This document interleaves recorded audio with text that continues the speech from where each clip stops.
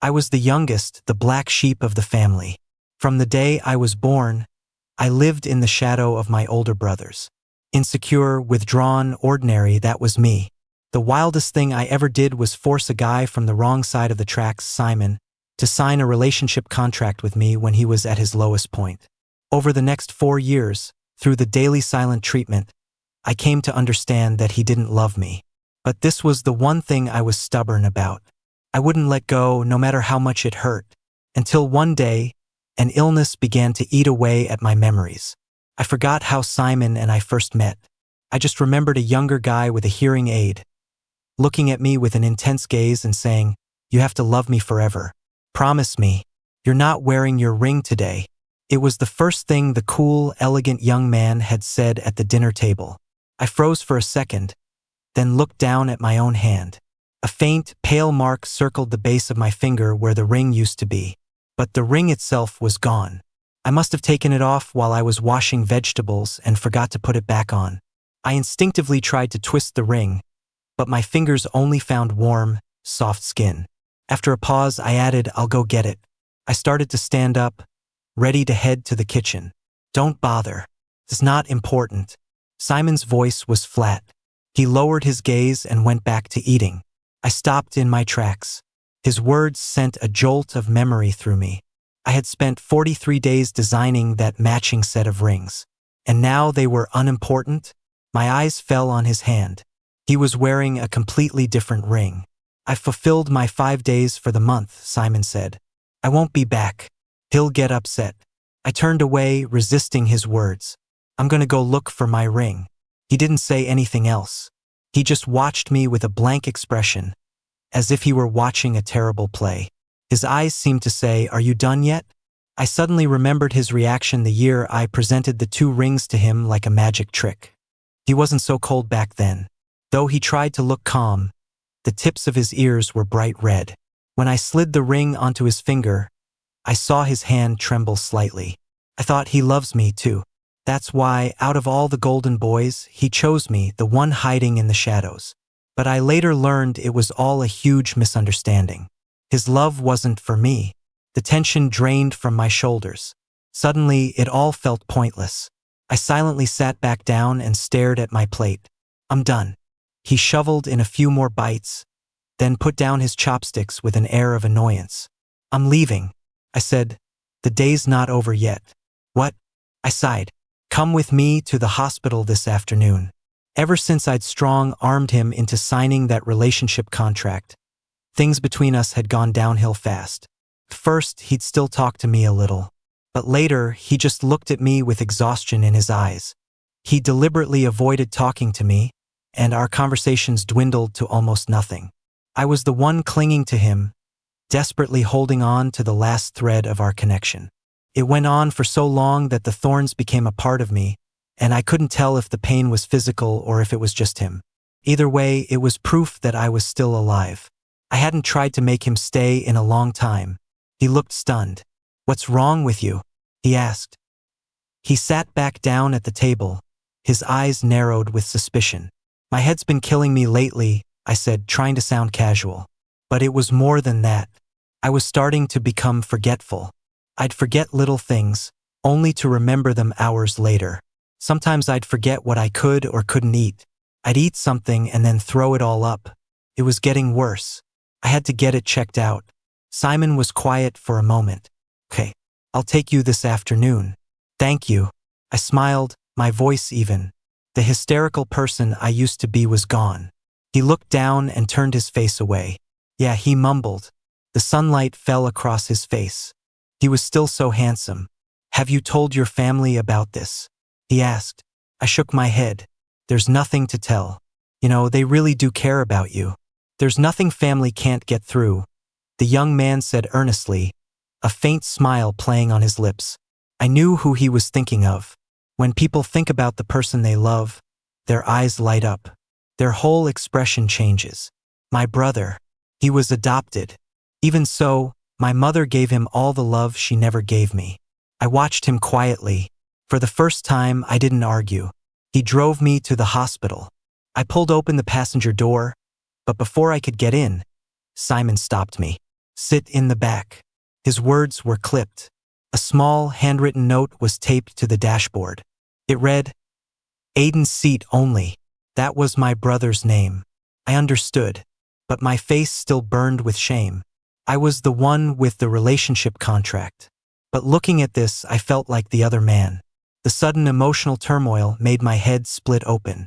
Something was churning in my brain, pulling things apart.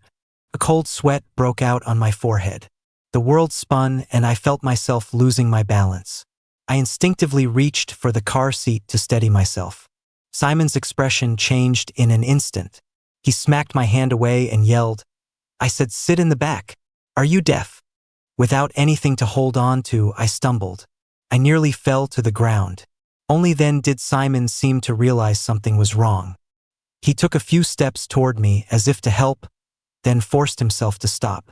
He just stood there and watched. Are you okay? He asked. He already knew the answer. This was the same guy who used to panic and bandage my hand if I got a paper cut. Now he just stood there, cold and detached. Time really does change people. I fought through the searing pain and shook my head. I'm fine. I got into the back seat by myself. Something felt like it was slipping away. I tried to grasp it, but I couldn't remember what it was. The car ride was smooth. Simon kept glancing at me in the rearview mirror, looking like he wanted to say something but couldn't. I didn't speak either, just stared out the window. Suddenly, the car pulled over. Hey, Aiden. Simon's gentle voice carried clearly to the back seat. What? Is it serious? How could you be so careless?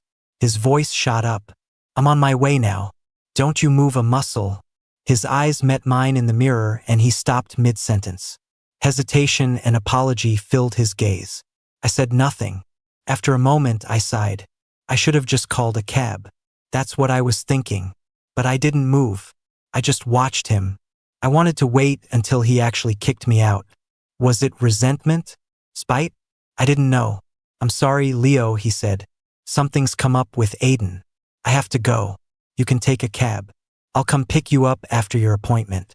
He turned around, his expression complicated, as if he expected me to argue. He sounded like he was trying to negotiate. I nodded. I didn't say another word. I got out of the car in silence. He stared at me, dumbfounded. He seemed shocked that I was being so agreeable. Simon opened his mouth, his eyes flickering, and then said, I'll pick you up after your checkup. He was making a promise. My head throbbed even harder. I was too tired to deal with him. I looked down at my phone and started searching for a taxi service. There weren't many people around here. It would probably be a while. Seeing that I wasn't responding, Simon looked like he wanted to say something else. But in the end, he just drove away. I woke up to a tearing pain. My eyes flew open. The chaotic dream had been terrifying. I was breathing hard, wiping sweat from my forehead. It's nothing serious. Just try to avoid major mood swings. I heard a doctor's voice. I squinted toward the doorway. A tall, slender young man was slightly bent over, listening intently as the doctor explained the precautions. His handsome, expressive eyes peeked out from under his dark hair. He looked young, like a high school student. He wore a hearing aid, suggesting he had some trouble hearing. His clothes were faded from washing but clean. He looked like he didn't have much money but took pride in his appearance. And that face, I really liked it. I understand. Thank you, doctor. The young man turned and his eyes met mine. A flicker of joy lit up his face, and he hurried over to my bedside. You're awake. Oh, right. I remembered now. I had collapsed in the middle of the street for some reason. I tried to remember why. Nothing came to mind, so I gave up. The last thing I remembered was this young man's face. It seemed he was the one who brought me to the hospital. My hero. I gratefully took his hand. He jumped, and a faint blush instantly colored his pale face. He was so flustered that his voice changed. I was just passing by. Don't worry. The bill is already paid. Thank you so much. My name's Leo. Let me get your number so I can pay you back, I said. The boy pressed his lips together nervously and tried to gently pull his hand away, but I held on. He looked up and saw me staring at him with a burning intensity. He quickly looked down again, his voice tight, His thick eyelashes fluttered like butterfly wings. He looked so shy. Could you please speak a little slower? I can't hear very well. He pointed to the hearing aid by his ear. I'm sorry. He apologized to me. I wasn't expecting that. No, it's fine. I couldn't help but smile. I shook my head, slowed down my speech, pointed to my phone, and repeated what I'd said. He pronounced my name carefully, syllable by syllable. Then his eyes curved into a smile, his voice like music. My name is Julian, and you don't have to pay me back. You looked so unhappy back there. I just want you to be happy. Julian said it with such sincerity, a surprising blessing for a total stranger. For some reason, my eyes burned. Tears streamed down my face. As Julian watched in a panic, I just sat there, my expression blank, while tears poured from my eyes. It's okay, I said softly. I'll be fine in a minute. He didn't say anything, just handed me a tissue. Then he sat with me in silence. Growing up, I was invisible. At first, I tried to get my family's attention. I studied hard. I brought home a test with a score just 5 points shy of perfect and handed it to my mother. The teacher wanted a parent's signature. My mother glanced at it and said, "Your brother and sister get perfect scores every time. It's embarrassing to sign my name to this. Leo, have Mrs. Higgins sign it for you." I tried running away from home. I just went and sat on the steps of the mansion next door. If they had just looked around the neighborhood, they would have found me. But they didn't. A whole day went by. That night, when I finally dragged myself home, filthy and exhausted, they were all sitting around the dinner table, laughing and talking. No one even looked up. Worse than being hated is being ignored. What's even more devastating is that to this day, I still don't know why they all despised me so much. Was it my unremarkable looks? My subpar intelligence compared to my siblings? I thought if I just tried hard enough, one day I would earn my parents' approval and love. Until Aiden came into our lives. He was adopted. My parents, brother, and sister all welcomed him with open arms. They spent days flipping through dictionaries to find him the perfect name, even consulting a master to check its fortune. Finally, they decided on Aiden. And my name, Leo. I used to think they had gone through the same process for me. But that day, while they were choosing Aiden's name, my mother used mine as a cautionary tale. She said she'd hated me since I was in the womb. If her health had allowed it, she would have aborted me. Because of me, she'd almost died during childbirth. Took them 1 minute to name me. Leo. Just Leo. As in, nothing special. I ran back to my tiny room, buried my face in my hands and cried. No one ever cared if I was happy. Until Julian told me. He said, "I just want you to be happy." That simple wish. It had been missing from my life for 26 years. The hospital said it was a somatic symptom disorder, my body's way of protecting itself from severe psychological trauma. They didn't know if my memories would return, or when. I rested my chin on my hand, bored. As I listened to them talk, I felt fine. I tried to recall things, and while there were a few definite gaps, most of my life seemed intact. Clearly, the missing memories weren't affecting my ability to function. I glanced over at Julian. He was listening intently to the doctor's instructions, diligently writing everything down in a small notebook. You know, the doctor said with a laugh, "This young man is more concerned about your health than you are." I looked down, knowing he was right. Julian said shyly, "He's precious and cute. It's my job to remember for him." Even with some memory loss, I knew one thing for sure. I'm 6 feet tall. I may not be some muscle-bound tough guy, and I'm not as tall as Julian, but I'm pretty sure I don't qualify as cute. The doctor nodded knowingly and didn't press the issue. They gave me a prescription, and since there was nothing seriously wrong with me, I was discharged. Are you going home?" Julian asked as we left the hospital together. I nodded, pulling out my phone to search for nearby hotels. I guess so. I don't remember where I live. I didn't want to go back to my parents' house. A gut feeling told me that if I went back there, I'd be so stressed out that within a week, I'd have the memory of a first grader. "Let me get your number so I can pay you back," I said. It was over $400. I couldn't just stiff the guy who'd helped me. Julian stubbornly pressed his lips together and started walking ahead. I need to pay you back, I said. He had such long legs that he was already several paces ahead. I hurried to catch up and grabbed the corner of his shirt. Julian. He stopped. When Julian looked down at me, his eyelashes drooped pathetically, like a big dog being scolded. I rubbed my temples, frustrated. First, let me pay you back. He pointed to his ear, a look of complete confusion on his face. I looked over. Great. His hearing aid was gone. He'd manually muted me. Can't hear you, Julian said, completely shameless. Leo. A familiar yet strange voice called out from nearby. I frowned and turned to look. Two men were there. One I recognized, the other I didn't. The one I knew was my dear brother, the reason I'd had such a miserable time at home. Though, thinking about it now, most of those memories were fuzzy around the edges, not quite real. Even the pain felt distant. The other was a handsome guy with a dark expression on his face. The moment I saw him, I felt a sharp, physical pain in my chest. That's weird. Why did seeing them make me so unhappy? As soon as they spotted me, I put on a terrible act, pretending I hadn't seen them. I turned, grabbed Julian's hand, and tried to make a quick escape. Leo, where are you going? The grim-faced stranger wouldn't let it go. He ran over and blocked my path. Julian sensed something was wrong.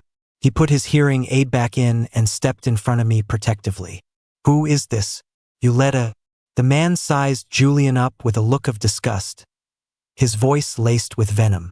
You let a deaf guy take you to the doctor? Did they have to use sign language for him?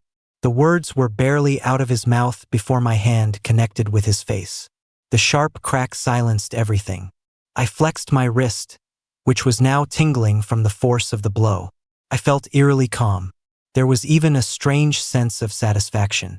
If I ever hear you or your friend say something so disrespectful again, I'll hit you too, I said, glancing coldly at Aiden. My voice was flat and emotionless. With that, I took Julian's hand and started to walk away. Leo, are you insane? Do you even know who you just hit? Aiden yelled, frowning at me. The man I'd slapped was still standing there, holding his face, his eyes wide with disbelief. He couldn't seem to process that I had actually hit him. Where are you going? He finally shouted, his voice trembling with shock. The wind howled around us, and his cry sounded strained and broken. Where I go is none of your business, I answered without looking back. If you take one more step, I'm unilaterally terminating our contract. I finally stopped and turned to face the hysterical young man. For some reason, a wave of disappointment washed over me. Fine by me. You've got a deal. And with that, I walked away from the hospital with Julian. I never looked back. On the way, I noticed Julian's ears were bright red. I belatedly let go of his hand. Sorry, it's okay. He reached out and ruffled my hair. The warmth of his touch was comforting. He opened his arms. I think you need a hug, and I happen to have one for you. Don't be so nice to me. I turned my face away, swallowing the lump in my throat. I'm not a very good person, I said softly. So, I wasn't worth it. Leo was the shadow cast by a family of superstars. The jinx who shouldn't have come home for the holidays. A piece of paper appeared in front of my eyes. Julian pressed the note, covered in his neat handwriting, into my hand. You're wonderful, Leo. Live for yourself. Take care. And just like that, he was gone. He didn't ask for money or leave a way to contact him. I watched him walk away, the note feeling hot in my hand. I pressed it to my chest. It burned. Live. For myself, I ended up crashing at my friend's place for a while. Alex, a lawyer. What's up? Trouble with the man of the house? The mild-mannered young man pushed his glasses up his nose and went back to reading a legal text as thick as a brick. You know I charge for consultations, he said casually from the couch. What's your rent? We can split it, I asked, sinking into the soft sofa, exhausted. At that, he finally looked up. No refunds if you leave early. Who asked for a refund? I said. And besides, I have no idea who this man of the house you're talking about is. I tossed my medical report onto the coffee table. Alex picked it up and read it carefully, his brow furrowing. In that case, while you're still lucid, we should take care of some long overdue business, he said. He went into his study and came back with a file folder, handing me the contract inside. Read this. 2 names were signed on it. Mine and someone named Simon. I had given Simon resources, money. All I asked for in return was his love. The words written inside didn't feel like a contract. It was more like a pathetic pact. My heart served up on a platter. I instinctively reached for the base of my ring finger. All I felt was warm skin. When I got to the last page, I found the only clause that made me happy. I could terminate the contract at any time. I just had to give Simon 1 week's notice through my lawyer. My family may have ignored me most of the time, but even the crumbs that fell from their table were a feast for a normal family. And for someone who just needed one shot to make it into the upper class, these resources were more than enough. I don't remember this person at all, I said, shaking my head, my voice even. In that case, Mr. Lawyer, please cancel this contract. Recording stopped. A mechanical voice chimed. Alex smiled and waved his phone at me. You said it yourself. Don't come crying to me when you get your memory back. I may have lost some memories, but I'm not the type to go back on my word, I said with a sigh. On most things, you're right, he said, tapping the contract. Except when it comes to him. Him? I shook my head. I don't believe you. I couldn't believe there was someone like that. I knew myself. I was ordinary, unloved, and because of that, I always left myself an out. The second I sensed a hint of dislike, I would turn and run. Even in this contract, I'd left myself an escape hatch. How could I possibly love someone so recklessly? It feels wrong to say this, Alex said, looking at me or maybe through me at the person I used to be. But losing your memory isn't necessarily a bad thing. I looked at him. He smiled and made a toast gesture.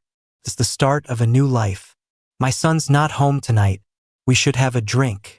Alex told me the notice had been delivered to Simon. He wanted to see me. I looked down at my book and shook my head. I'd rather not. Fair enough. Nothing to see anyway, Alex added. He seemed pretty calm about it. That makes sense. From what you've told me, he never liked me much. You two did have some good times, though. A long, long time ago. Alex looked like he was about to launch into a story. I quickly held up a hand to stop him. But that's all in the past, right? I think we spent more time torturing each other than we did being happy. I should have let go.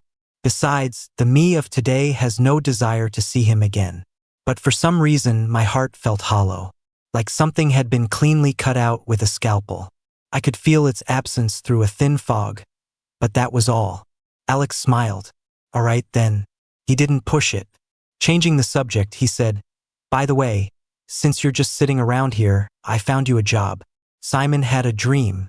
He hadn't dreamed in a long time. He dreamt of a night under a crescent moon. He was reaching out to a boy huddled in the shadows. In that instant, time froze. The image of the boy froze, too. It was a lucid dream. He could see his younger self clearly. The boy's face had several fresh, bleeding cuts. He had come from far away to wait outside a party. He was waiting for the person he liked to pass by, so he could give them a single flower. He had spent all his money on that one perfect rose, but he waited until the very end. The person he liked never answered his texts, never came out to see him. Young Simon finally gave up. He sighed and turned to leave. But then he saw another boy about his age squatting nearby. It was a young Leo. His eyes were clear and bright, but filled with an indescribable sadness, like a thick fog. Simon didn't know why, but he was drawn to those eyes. He quieted his footsteps and approached. It's late. Aren't you going home? He hadn't realized it at the time, but looking back, he could hear how soft his own voice was, as if he were afraid of scaring off a small animal. Leo's eyes widened in surprise, but he didn't speak. He just shrank further into the shadows, looking away, his gaze fixed stubbornly on the brightly lit mansion. Have you eaten? Don't be scared. I'm not a bad guy. Simon crouched down next to him. Are you waiting for someone to come out, too? That's my house, Leo said softly. At the time, Simon assumed Leo had gotten into a fight with his family. So he hesitated for a moment. This flower is really beautiful.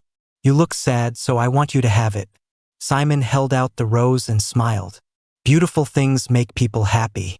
I hope this makes you happy. That's how it happened in the dream, too, right? The man watched coldly, waiting for the scene to play out. It was because of this flower that Leo had fallen for him. It was what had caused so many problems between him and Aiden. Because it was a dream, a cruel thought entered Simon's mind. Don't do it. Don't let him fall for you. You should have torn the flower to pieces, thrown it away, anything but given it to Leo. Without that complication, he and Aiden would have been together long ago, wouldn't they? Leo was obsessive, plain, and clumsy. How many times had he told him to be more like Aiden, to try harder with his family? But he was stubborn. He never listened. He tried to break up with him, to end the contract so many times, but Leo wouldn't listen to that either.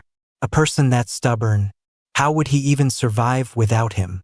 As he thought this, he suddenly didn't want the Simon in his dream to destroy the flower. At the very least, they did have happy moments together. Leo was stubborn, and because of that, he loved him with a stubborn, fierce passion.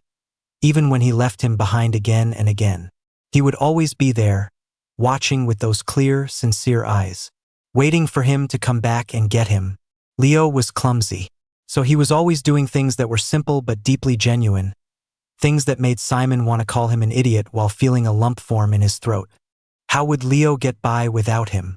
Simon suddenly realized that he'd had countless opportunities to destroy the contract, to destroy that flower.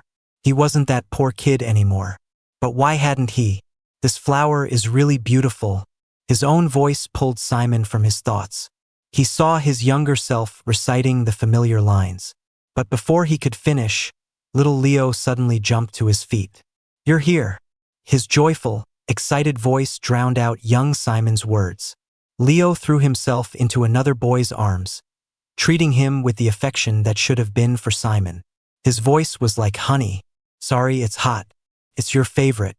The boy with the hearing aid blushed and stammered, pulling out a container of mac and cheese he'd been carefully holding. I told my mom. She likes you too. Leo, let's go home. Go home? Home where? What home did Leo have besides the one with him? He wanted to scream, but he didn't know what to say. He wanted to stop them, but he was frozen in place.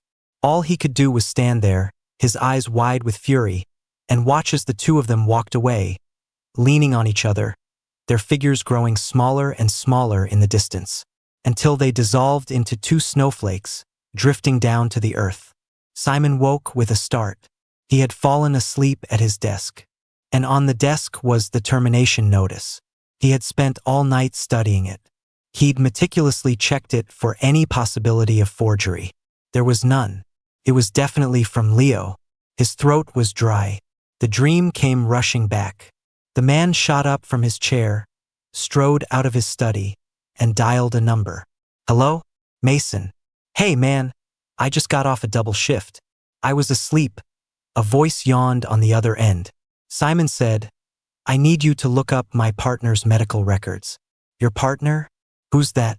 Mason asked, confused. Simon faltered.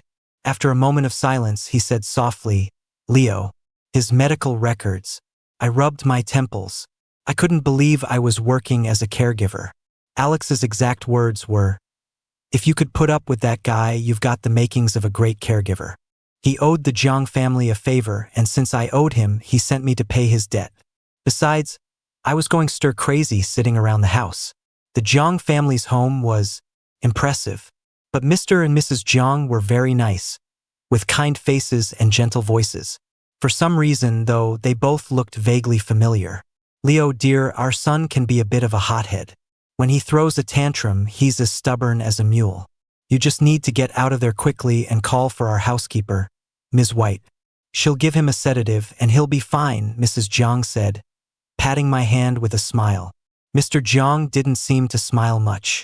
He tried to force one for me, but it came out stiff and a little terrifying. I nodded nervously. Was I going to get myself killed on my first day? Our younger son happens to be home today, Mr. Jang said. I'll have someone call him down to meet you. A maid nodded and left. She returned a moment later and whispered something in Mr. Jiang's ear. He's here, and he won't even come down to say hello. Mr. Jiang grumbled to his wife, just loud enough for me to catch most of it. So, the young Mr. Jiang was difficult. Maybe I should just leave now. Mrs. Jiang shook her head and gave the maid a few more instructions. The maid nodded and left again. A few minutes later, I heard footsteps approaching. The door swung open, and there was a familiar face, Julian. His clothes were spattered with paint of all colors. He had some on his face too. There were dark circles under his eyes, as if he hadn't slept in days. He looked just as surprised to see me as I was to see him. His eyes went wide, and a second later he slammed the door shut. Then I heard the sound of footsteps retreating down the hall. Mrs. Jiang gave a dry laugh.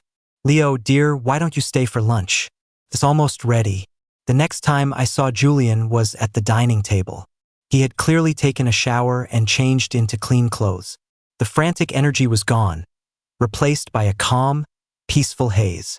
He walked straight over and, before the staff could help, pulled out the chair next to me and sat down. His scent enveloped me. Long time no see, I whispered with a smile, then noticed he wasn't wearing his hearing aid. Julian smiled back, watching my lips intently. Speak slowly. I can see what you're saying. He could read lips. I slowed down and said it again. Yeah, long time no see. Julian's warm voice melted away all my anxiety about being in a new place, flowing into my heart like a gentle stream. It was always him. Whenever I was alone, he always seemed to appear. I thought, but for some reason, a small voice in the back of my mind whispered that I was forgetting something. Forgetting someone very important. Julian was taking me for my follow-up appointment.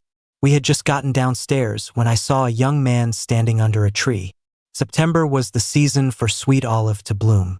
Portland had entered its rainy season, and the ground was littered with blossoms after a heavy storm. I walked beside him, my feet stepping on the fallen petals.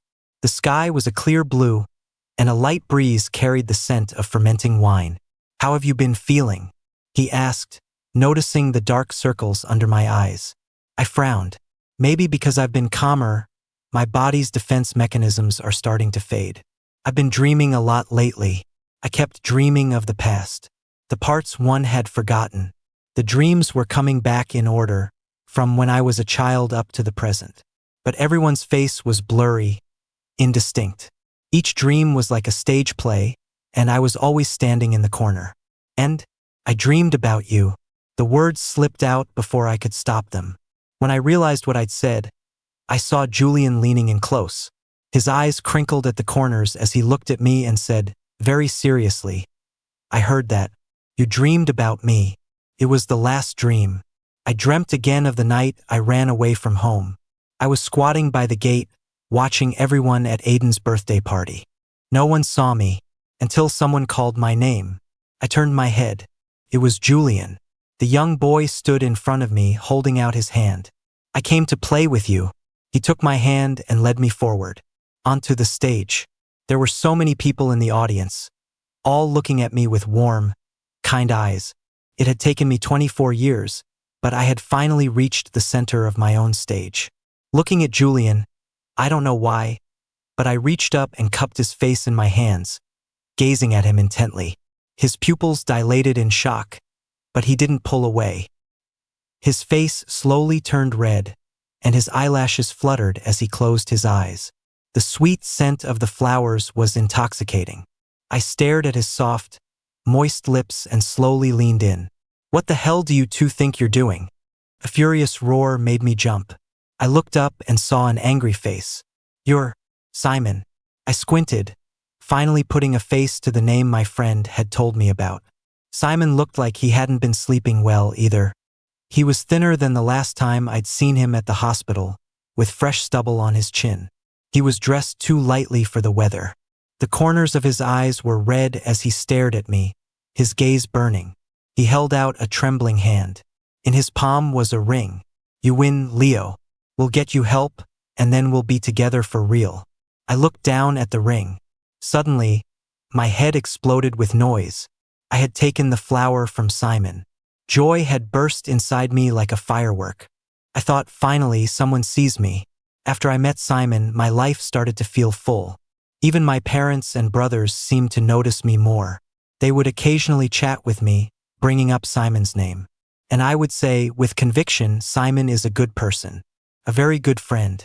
Back then, I didn't understand Aiden's teasing smile. It wasn't until later that I realized it was just another one of fate's cruel jokes. I was the fool in the story, the subject of everyone's gossip. But I refused to give up. Aiden was just stringing Simon along, weighing his options. I realized what I was feeling. I loved Simon, more than just a friend. During his hardest year, Aiden abandoned him. In that tiny apartment, I watched him drink himself into a stupor, and I reached out my hand, just like he had done for me when I was huddled by the gate of that mansion. Our lives got better day by day. Simon seemed to be trying his best to play the part of a partner. He started learning how to plan surprises, how to take care of me when I was sick. Once, when he had a high fever, delirious and confused, he held onto my sleeve, murmuring my name. "You're all I have, Leo." He was all I had, too, even though I knew the truth. He was the choice I made without a second thought, while I was just the result of him weighing his options. As long as the outcome was right, that was all that mattered. I squeezed his hand and closed my eyes. When I opened my eyes again, the hospital room was tense. A doctor with dark circles under his eyes, a stone-faced Simon, and Julian, sitting by my side. I wanted to close my eyes again, but the doctor spotted me. "Ah, our patient is awake," he chirped, gliding through the standoff between the other two men and a pile of equipment.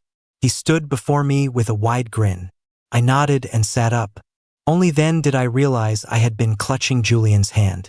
The doctor looked at my chart. "Looks like your brain's defense mechanisms have completely dropped. The sudden influx was a bit much for you, which is why you passed out. Your memory should be fully restored now, right?" I rubbed my temples. "I'm not sure, but I definitely remember a lot more." Julian kept his head down, his dark hair obscuring his eyes. He wasn't looking at me. I tried to pull my hand back, but he held on tight. "Leo," Simon said softly, "do you remember me?" I met his burning gaze and nodded. "Oh, thank God, he repeated, his voice choked with emotion. He rushed over and knelt in front of me, pulling a small velvet box from his pocket. He opened it to reveal a ring. It was very familiar. "I've been wearing mine, too. I'll never take it off again," the young man said, his voice cracking. On the ring finger of his left hand was the matching ring I had designed. I was silent for a moment, then said, "No." His smile froze. After a second, as if he hadn't heard me, he continued, "If you're worried, we can write a new contract. No backing out this time. We can make it for life. We can go abroad and get married. A lot of countries have legalized same-sex marriage." "Simon," I cut him off. "There's an old belief that the ring finger on the left hand has a vein of love that connects directly to the heart." I looked him straight in the eye. His own eyes were pleading with me to stop. "Your heart isn't in it," I said, "so let's just let it go." "No," he growled, clutching the bedsheets. "We can't just let it go. We've been together for so many years. How can we just let it go? I've already cut off all contact with Aiden. Can't we start over? Start over? Our entire relationship was a mistake from the beginning." I sighed. "My heart isn't with you anymore, either. So how could we possibly start over?" Under the blanket, the hand holding mine tightened. Julian finally looked up. I saw those bright, gentle eyes, now filled with a fierce, possessive light. "I heard that," Julian said. "Spring, summer, fall, winter. The seasons turned. Autumn passed quickly, and winter didn't feel real until the first snow began to fall." My phone rang just as I was leaving a meeting. Seeing my mother's name on the screen, I felt a strange pang. Time had flown by since I'd left home. I held out my hand to catch a snowflake and, for the first time in 3 years, I answered my mother's call. "Hello? Leo," my mother's voice was tired. "You haven't been home in a while." I didn't answer her question. Instead, I asked, "Is there something you need? We all miss you. Your brothers, too." Come home for the holidays. I was silent. My eldest brother, whose face was a blur in my memory, and Aiden. Did they miss me?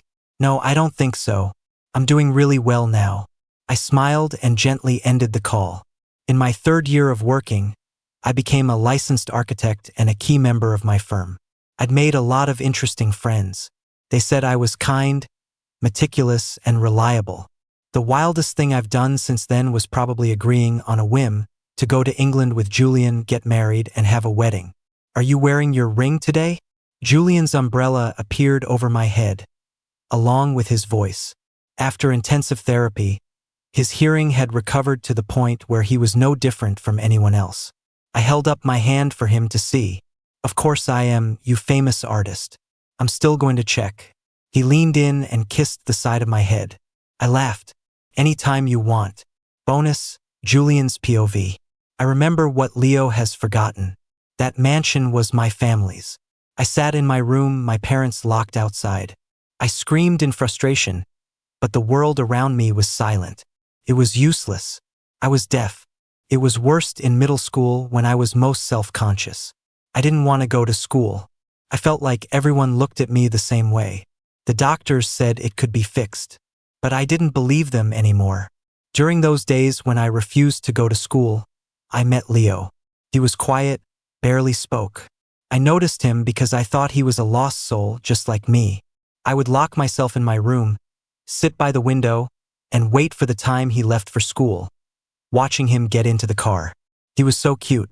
He had these round eyes, and when he looked down, he seemed so sad, like he needed someone to give him the world just to make him smile. I wanted to be his friend, but I never got the chance.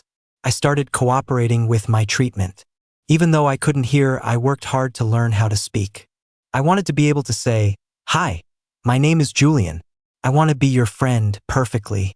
My chance finally came one night. I had just gotten back to my room after a session. I automatically looked out the window, and I saw him squatting there, looking so miserable. This was it, I thought. This was my chance.